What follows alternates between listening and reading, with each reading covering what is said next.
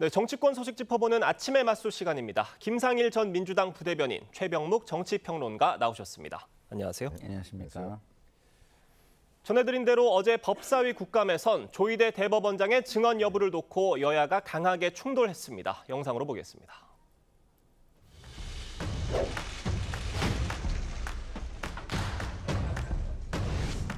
상권 분립 체제를 가지고 있는 법치 국가에서는 재판 사항에 대해 법관을 감사나 청문의 대상으로 삼아 증언대에 세운 예를 찾아보기 어렵습니다. 대법원장님께서 관례라는 말로 책임을 회피할 방패로 삼으시지 않기를 바랍니다.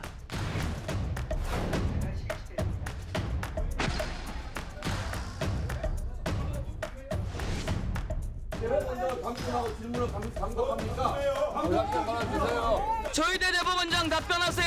하루 만에 전원합의체를 올리는 게 맞습니까? 윤석열과 만난 적 있습니까? 한덕수와 만난 적 있습니까? 아니 결국에는 개입하려고 하십니까? 아닙니까 지금?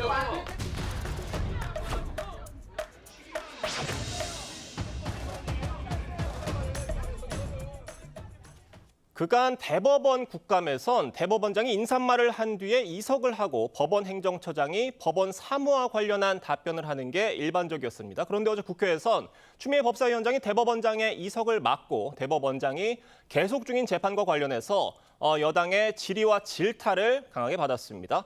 지금 야권과 법 쪽에서는 결국 삼권 분립이 끝내 무너졌다라는 강한 우려, 비판이 나왔습니다. 어떻게 보셨습니까?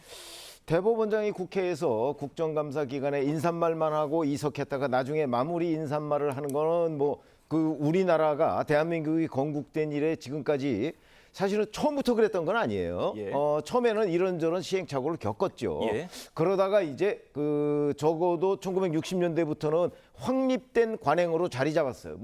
법 이전의 관행이라고 볼 수 있을 정도로 그동안에 예외가 전혀 없었습니다. 자, 그런데 이제 그 관행을 깨고 각종 불법, 심지어는 그 대법원장을 상대로 결국은 이재명 대통령 선거법 허위사실 유포에 대한 유죄 취지 파기환송이 왜 내려졌느냐, 그게 사실과 다르다, 재판을 다시 하자는 얘기 아니겠습니까? 그래서 그런 재판의 본질적인 내용을 침해하는 내용은 헌법과 법원조직법에 명백하게 금지되어 있습니다. 예. 그 내용을 가지고 지금 증언대에 서서 증언을 하라고 지금 압박하는 거거든요. 한마디로 뿐만 아니라 조리돌림, 조롱 이런 것까지 따진다면 예. 난장판이자 정치판이다. 거기다가 불법, 추미애 법사위원장의 쇼 이렇게 평가할 수 있겠습니다. 자, 추미애 법사위원장이 조 대법원장의 이석을 막으면서 증인이 아니라 참고인으로 규정한 것을 놓고도 이게 법적 근거가 있느냐라는 논란도 제기가 됐어요.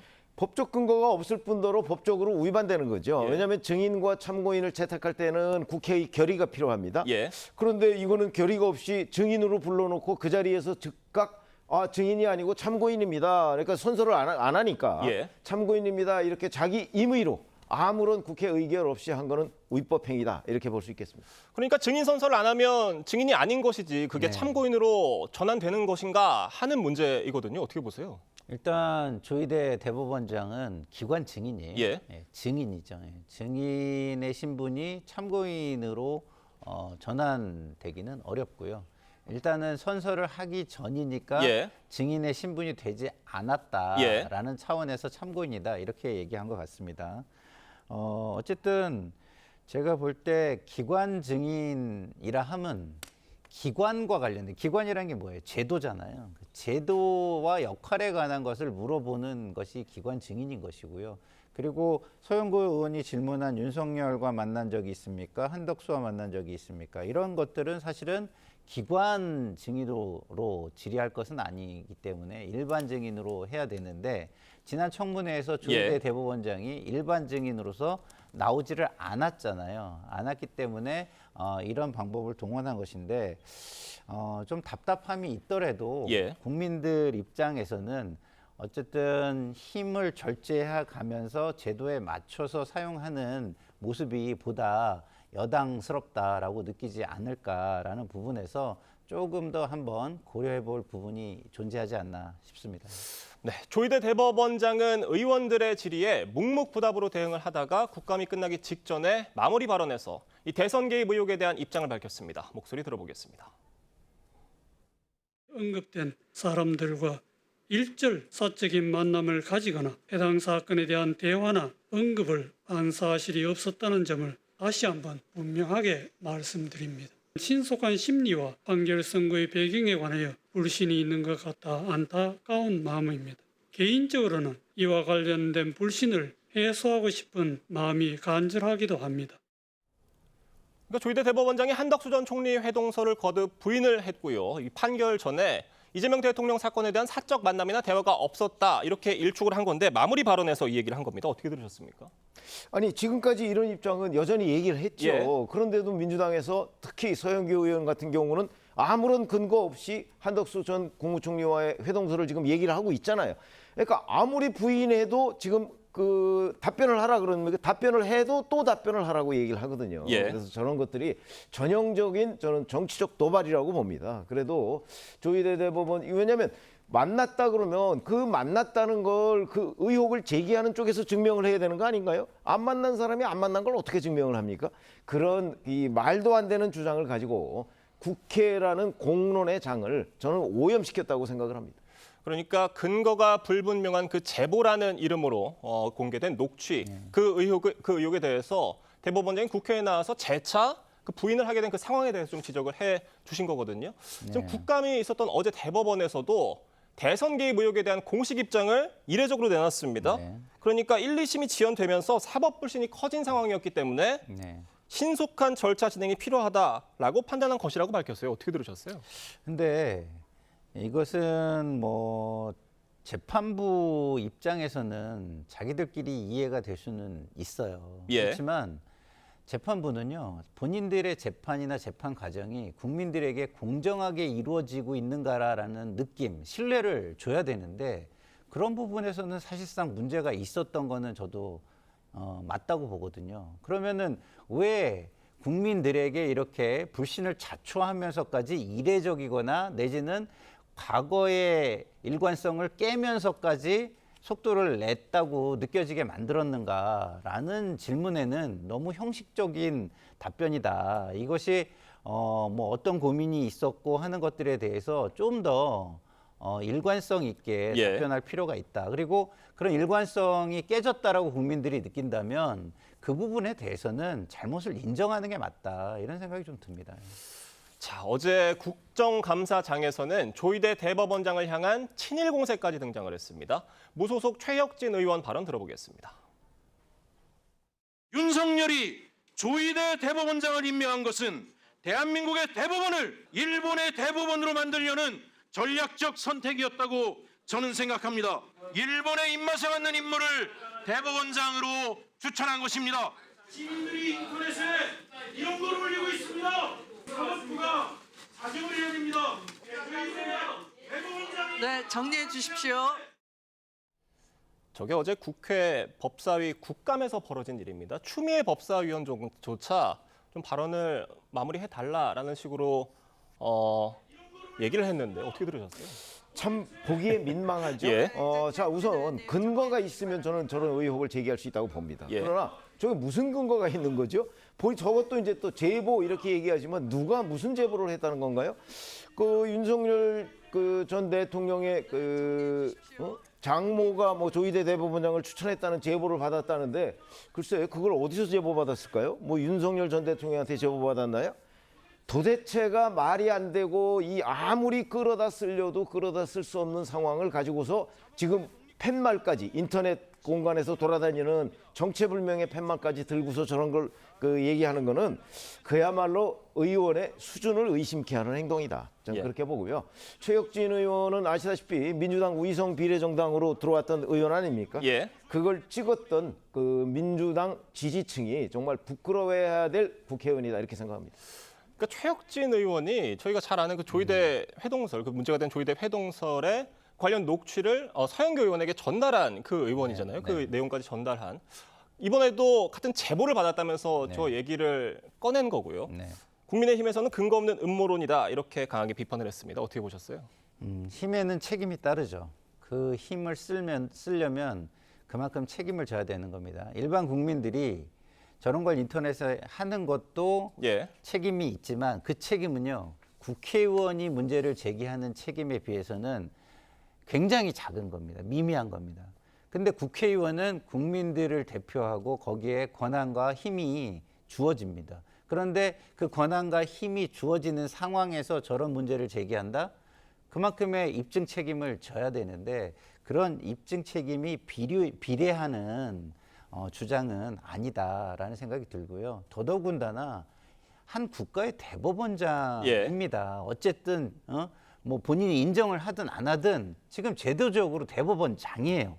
근데 그런 사람의 얼굴 사진을 저런 식으로 하고 뭐 일본하고 묶어가지고서 관계를 만들어서 이야기를 한다? 이 정도 하려면요, 저거는 정말 뭐 멸시와 조롱과 뭐 모욕을 하겠다는 어떤 사감이 뭐 총체적으로 있지 않고는 하기 어려운 모습 예. 아닌가. 정말 저런 모습을 국회의원으로서 자격이 있는 모습인가 한번 뒤돌아봤으면 좋겠다라는 생각이 듭니다. 자, 법사위는 내일입니다. 대법원을 찾아가서 현장 국감을 진행할 예정인데 내일 국감에서도 어제와 같은 여야 공방 재현될 우려가 나오고 있습니다. 어떻게 전망하십니까? 뭐 아마 어제 그러니까 13일 추미애 법사위 시즌 2 뭐 이렇게 될 가능성이 가장 높죠. 예. 그러나 이제 어제 상황을 놓고 어제 밤 11시 55분까지 했잖아요. 예. 그 상황을 놓고 아마 그 일반 언론 매체나 일반 국민들의 평가가 좀 있을 거예요.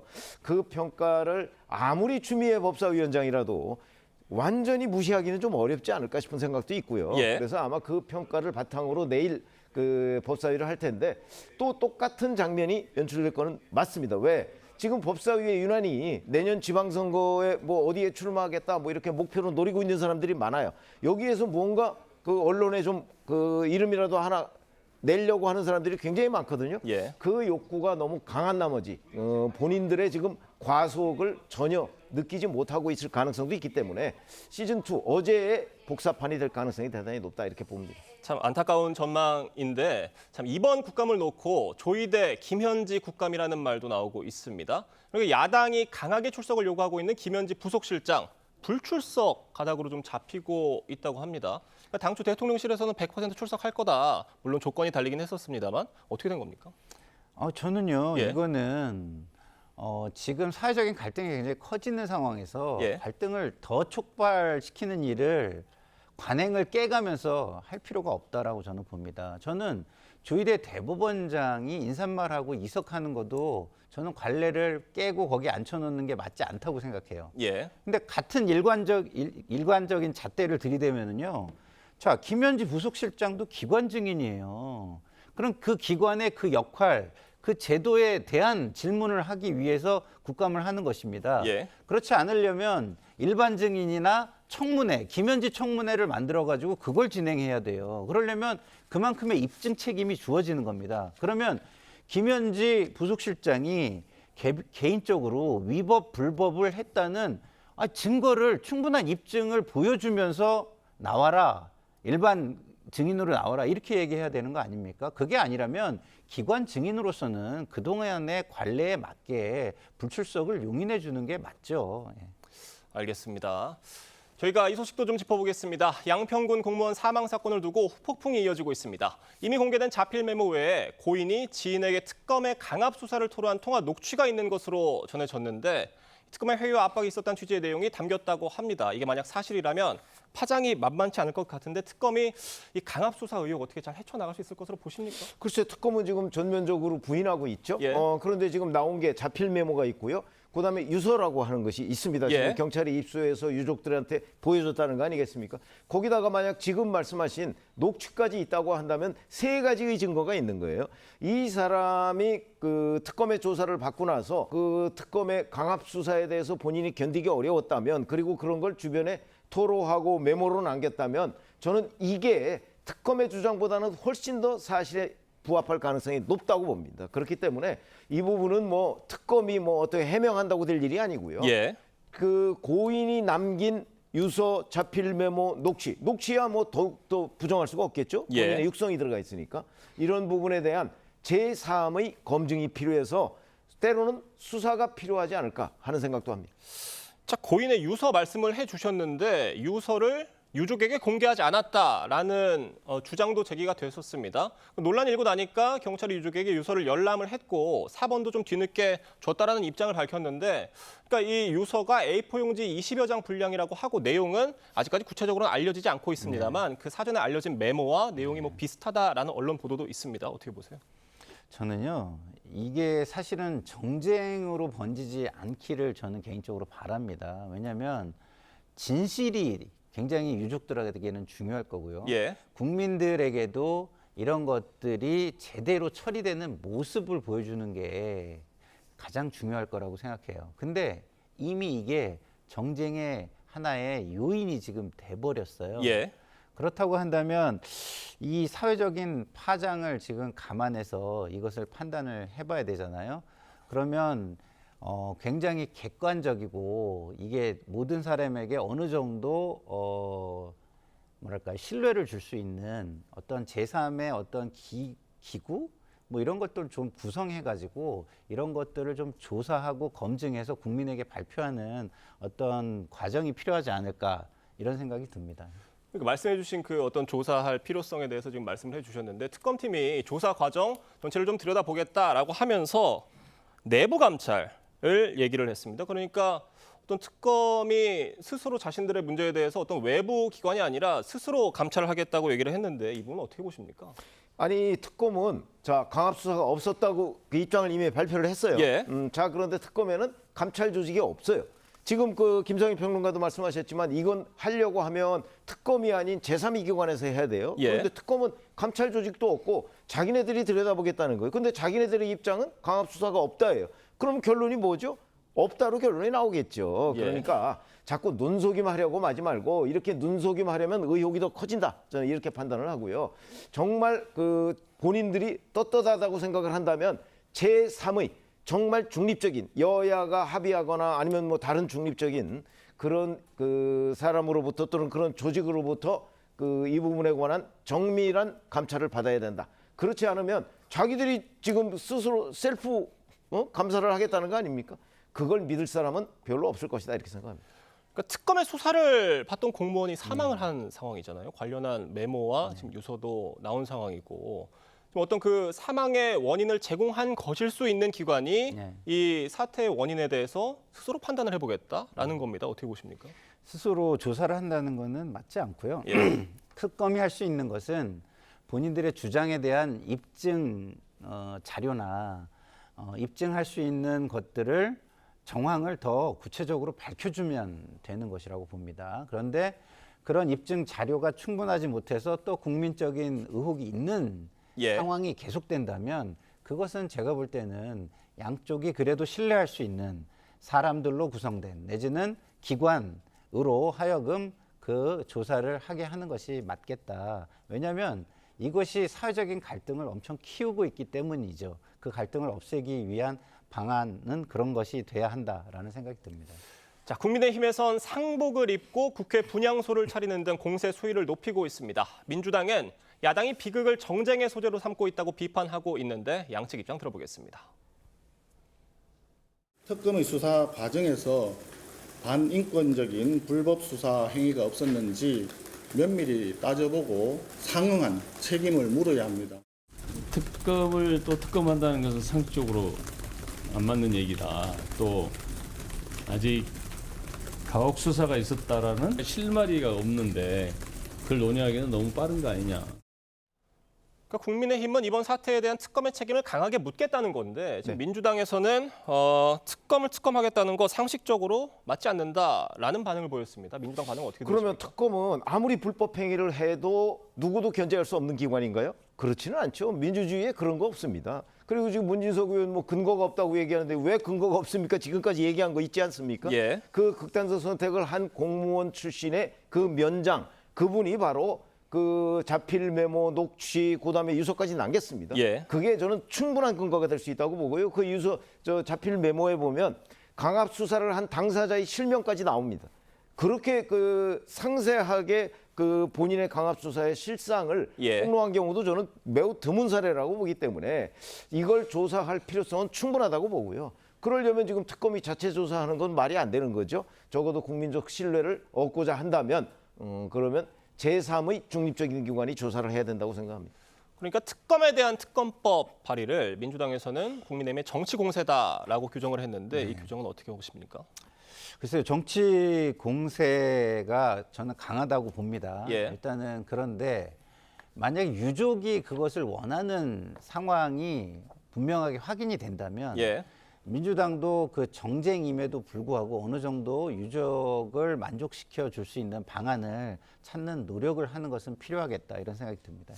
알겠습니다. 오늘 두 분 말씀은 여기까지 듣겠습니다. 감사합니다.